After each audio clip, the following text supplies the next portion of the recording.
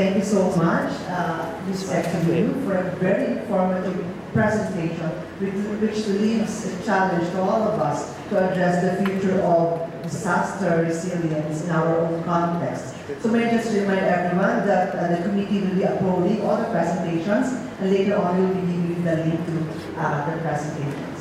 At this point, we're going to have the group photo. So may I request everyone to come on the stage to have the group photo with our guests and conveners as well. Yeah. Oh, I need to give you my phone. I can do it.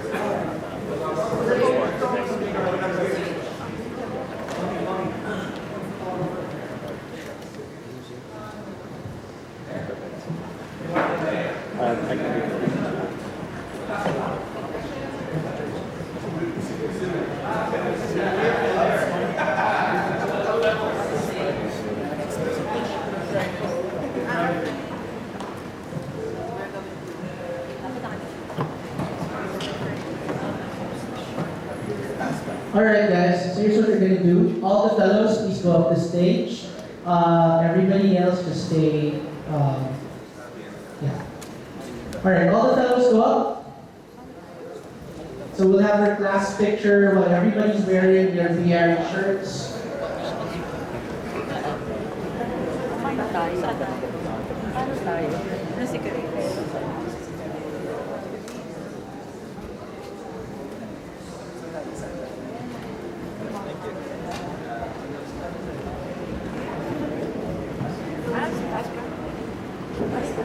May I request the facilitators, everybody involved in this activity to please join us for the group photo.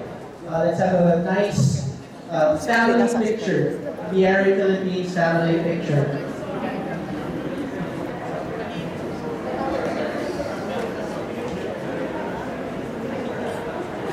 BIARI. May I request the ambassadors from HA to join the photo as well. Please go down.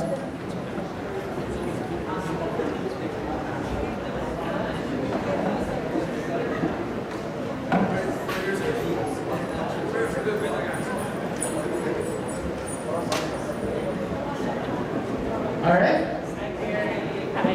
Okay. Is everybody here on the stage? Make sure that you guys are seen on the photo.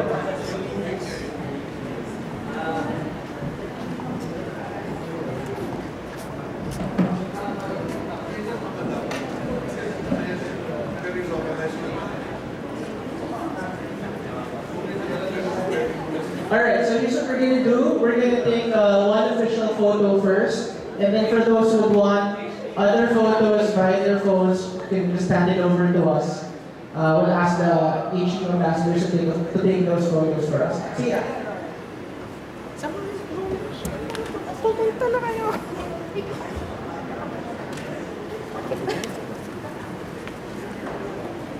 Okay, for our official photographer, kindly give us instructions if you all fit in the photo. Alright, can our official photographer please raise your hand so that he will be recognized? So the guys wearing the white shirt. Sama na kayo. Balik ka para.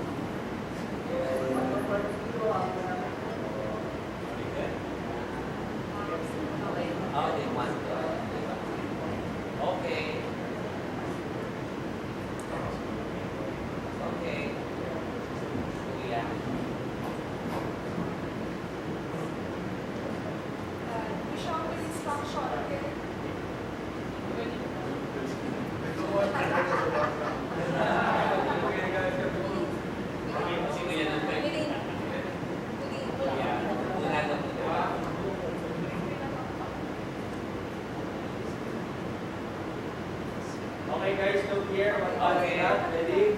Smile. 3, 2, 1, smile.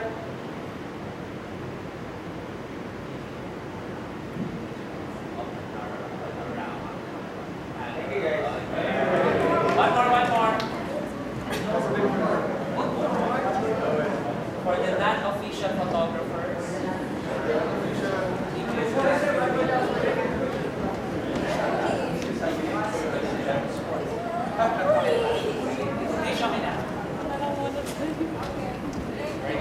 Alright, thanks everybody. It's just day one, by the way. Okay, so please go back to your seats.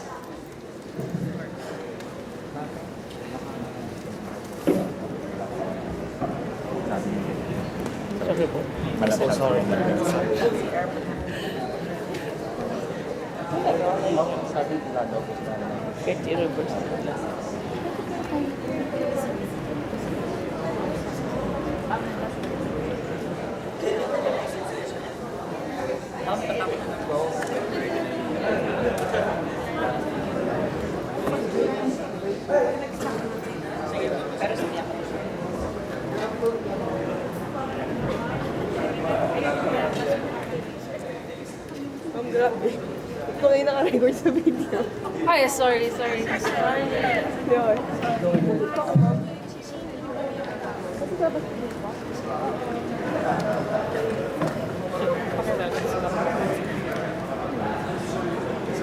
Ano na?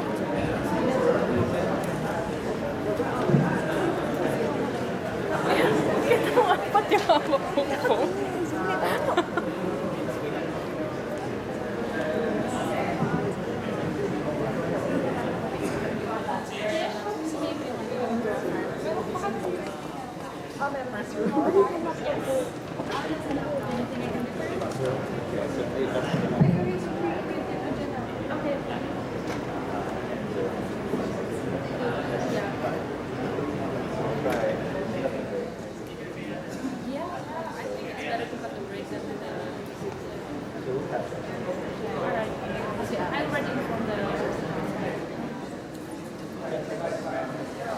Just went to the restroom.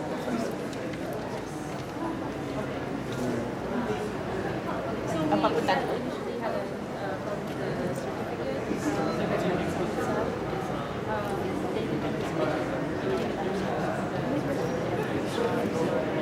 Now that they know it, she was in the house now, and they call me. I'll ask them this for in round. There's a graduation. So I love to have graduation years. Yeah, we have a Yeah, so now they're trying to find a waiver that yeah, We do both. right. Because those were kind of large because those were those, so we had to extend. See you, sir. Thank you so much. Hi.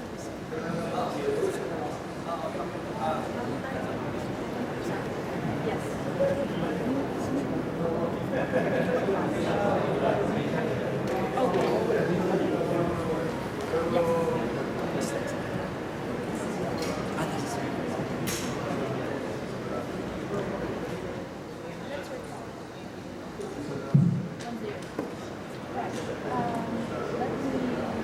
So at this point, we're going to have a discussion. So we are going to give 15 to 20 minutes per presentation. Then we are going to allow the remaining time for the questions from the audience.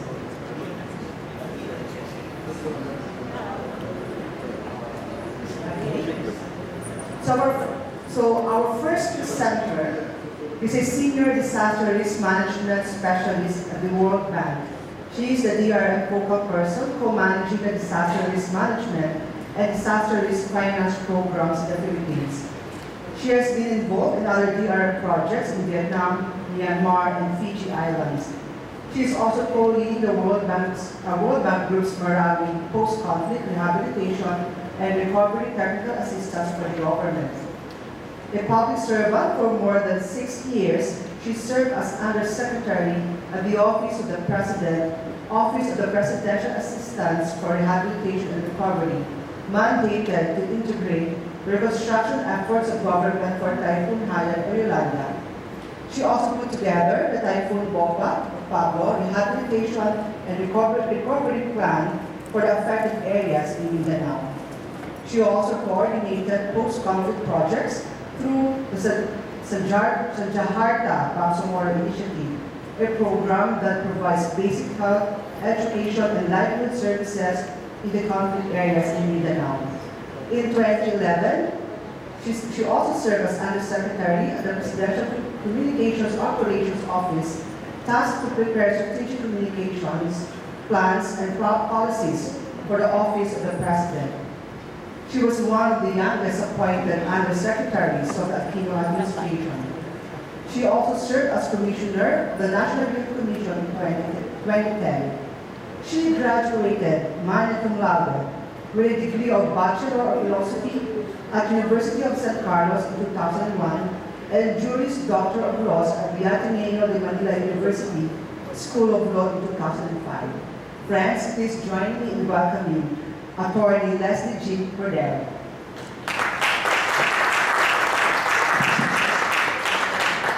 Morning. Truly a pleasure to be part of this conversation. And when I was going through the presentation or listening, you said Ernest Alilu, I was a bit scared because he's definitely a tough act to follow. So let me try. This is something very personal for me in the sense that during the introduction, how I would wish that there was an opportunity to be able to get hold of a copy of Rehabilitation and Recovery Framework for the government before you are tasked and mandated to deliver something. And I'm sure most of you here, local government, the RRM officers, even civil society, private sector, and even the academy, would want to know what goes into a rehab and recovery plan of government. So offhand, let me do this quickly. This is a slide from the Department of Finance, and the slide shows you that the Philippines is ranked as one of the top 5. In 2015, it was top 5 and top 4 in terms of the most vulnerable countries all over the world in terms of impact of natural disasters as well as implications for development capacity.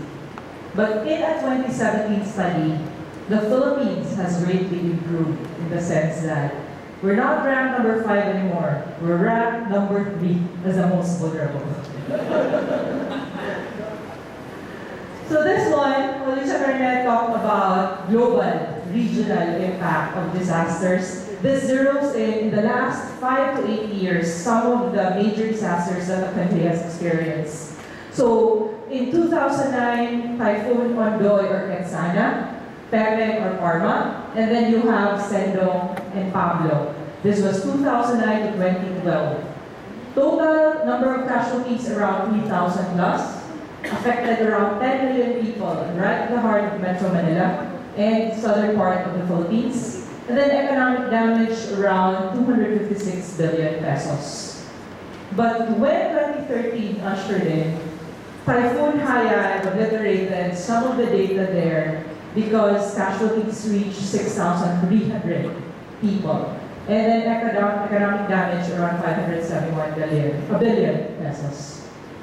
So we have to have a better way of addressing, managing, and recovering from disasters and making sure that we plan better, not just the physical aspect, but also the financial resilience component. Let me bring you back to 2013. We call it the Big Three in 2013, and it was a killer year for most of the Filipinos and people working in government. A year full of criticisms. Why? Because it was when Haiyan hit the Philippines and all eyes were on the Philippines. As we prepare, as we try to respond, and up until the recovery and the rehabilitation aspect. But 2013 will give you context in the sense that in September, mid-September, our Zamboanga DRR officer would bear me out on this. It was the Zamboanga siege. And first time government, through a civil unrest, fought with few rebel groups. And impact again was damage to housing, infrastructure, and making sure that people who are affected by the siege would be able to recover as quickly. And it was the shoulders of the local government as well as national government to do a task force to help recover and rebuild Zamboanga. Before the start of the recovery and rehabilitation planning of Zamboanga siege, around October 15, the Bohol and Cebu earthquake hit. A 7.2 magnitude earthquake that affected a lot of people, and total rehabilitation and recovery plan amount or budget needed was around 8 billion pesos. So when the governor of Bohol was scrambling together with USAID, a few of the development partners, CFSI, private sector, helping out in the response operation as well as the early recovery efforts, November 8, 2013, Haiyan struck.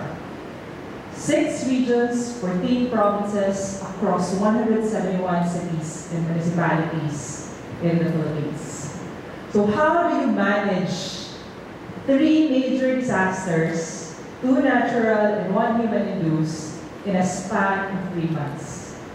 And in terms of responding, these are the same government agencies tasked and called upon to deliver, to respond, as well as to prepare rehabilitation and recovery plans, to provide certain budget so that the national government would look for funds and allocate the funds, prioritizing responsibly.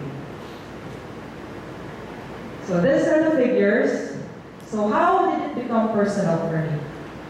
In 2012, I was tasked to move to the Cabinet Secretary's office. My first order of business was to help put together a rehabilitation and recovery plan. There were no templates provided, there was no roadmap, and no one told me what to do. So I asked my boss, Secretary Almendras at that time, "Sir, what do you want us to do?" And his immediate suggestion was, find a few templates that national government and local government units are comfortable with already, are familiar with already, so that it will be easier for them to plug in some of the data sets, some of the information that are needed, because it's something that they are so used to. But knowing that people who are affected and government agencies with limited manpower because they are deployed elsewhere, how do you force them to deliver in 3 weeks' time, in 3 months' time, so that a plan can be put together? So it was very challenging. But again, this was repeated back in Haiyan. But what made it different is that the realization, even no matter how much blame we hear over the radio, television, or newspapers, that local government officials are very slow, that some of the government agencies are very slow. Truth to tell, if you give people some templates and provide them with clear guidance of what is expected from them, they will rise up to the occasion and deliver. And all those 171 cities and municipalities, the 17 provinces, including the national government agencies at the time of Haiyan, did their best, offered whatever they can, as fast as they can, in order to put together the plan. And the timeline of delivery was 6 months. So imagine Senator Lacson approaching me and saying, "You're my undersecretary? Okay. I want you to deliver a complete rehabilitation and recovery plan in 6 months, or else." So whatever the or else is, there's no room for excuse. You need to muster anything and everything you can. If you need to pick up the phone to call Pag-asa or call DOST, do it. If you need to pick up the phone to call the governor of Cebu or Samar or talk to the mayor of Tacloban, then do it. Deliver at all costs. But it wouldn't have hurt. We would have cut, let's say, a month or 2 if we had a ready template. The ready template, the Rehabilitation and Recovery Plan, Program, or Guide, again, is mandated under the Philippine Disaster Rehabilitation and Recovery Act. This was passed in 2010. So the vice chairperson of the Rehab and Recovery Agency is mandated to put forward or put something so that when a disaster happens, there is a level of predictability because there is a checklist or there is a guide that would help national government agencies, local government units, as well as civil society organizations, private sector, and development partners in the academia. But lo and behold, we're still hoping that the Disaster Council would adopt it soon, 8 years after the law has been passed. So what did we do? In the World Bank, after leaving government in 2015, I joined the bank. And National Economic Development Authority, or NEDA, requested an honest-to-goodness assessment of how government did in terms of the Yolanda rehabilitation and recovery efforts. So it was no longer a blame game. Who was delayed in submitting? What were the pitfalls in terms of implementation? Where do you get the next funding? But it was more of an acceptance that we need to sit together and assess what were some of the key challenges and how can we address it. Normal analytical work or studies would just provide you key recommendations. And when you look at the recommendations, every after a major disaster in the Philippines, all these recommendations would be very applicable. So letter A, establish a more responsive disaster agency.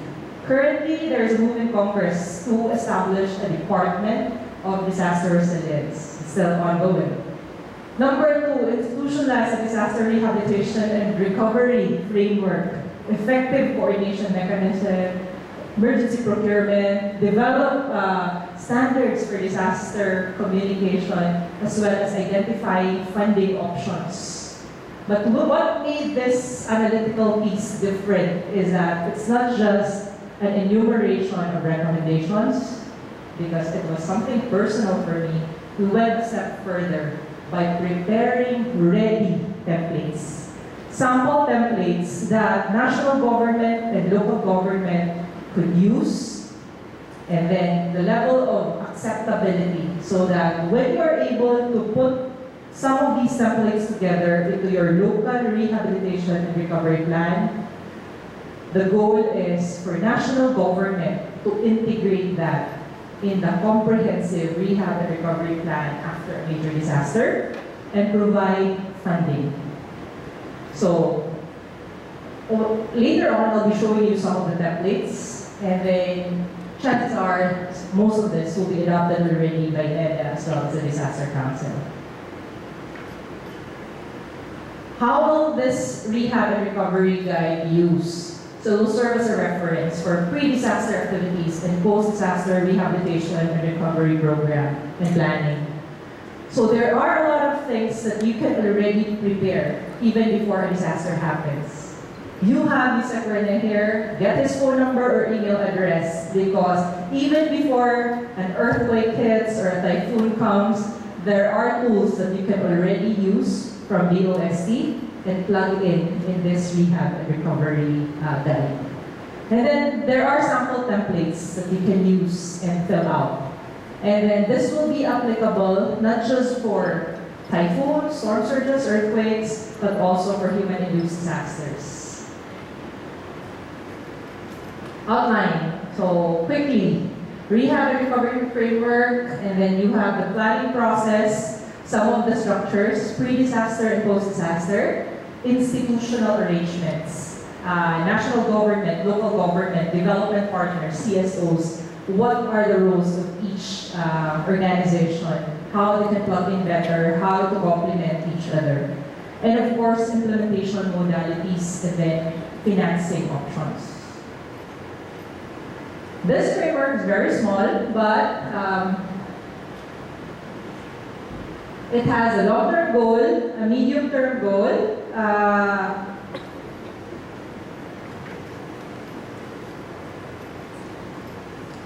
your sector outcomes. Usually, there are 5 or 6 sectors that you consider. So you have their agriculture, livelihood and business, housing, physical infrastructure, and then social services. So similar to a post-disaster needs assessment template, usually your rehabilitation and recovery plan at the national and local level will always look like this depending on the area of focus. General strategies. Usually it's how it is worded, and then you just tweak it based on the focus areas or the priorities of your LGU or the certain agency that you are dealing with. And then the cross-cutting concerns that involve several vulnerable groups, and then usually this is how it looks like. Except for when it comes to human-induced disasters where you plug in the peace lens and then peace and development strategies. Take a look at this. I'll be sharing the PowerPoint slides also. But for the Marawi rehabilitation and recovery, this is how the framework looks like. For the Yolanda rehabilitation and recovery, this is the same framework, same with Typhoon Pablo. So chances are, for Task Force Typhoon Ompong, this might be the same framework that government will be using. So if you will be able to prepare already your local government unit rehab and recovery plan even before disaster strikes, it will be faster. You'll be able to save up a month or 2. And you have a lot of tools available throughout the week, so take advantage of it. Quickly, what do you do in the planning process pre-disaster? So you have the database built up for rehab and recovery, science-based scenario. Again, this afternoon, get a lot of information from Lisa Kerne and a few other tools, and then see how you can use it in your respective local government units. Identification of critical areas, assets, population centers, demographics, and then what are some of the key things that you can already plug in. Define the organizational structure. What is the arrangement? Because you don't want, at the end of the day, that you will be rushing because you have not prepared. And when a disaster strikes, for sure, there's already that chaos. And you don't want to be looking for people when a disaster strikes because some of them do not know what they're supposed to do, what they're supposed to deliver at the height of a disaster. And then identification of your existing local government programs and projects, because these are some projects that you can just easily scale up when there is a disaster to address early rehabilitation and recovery efforts.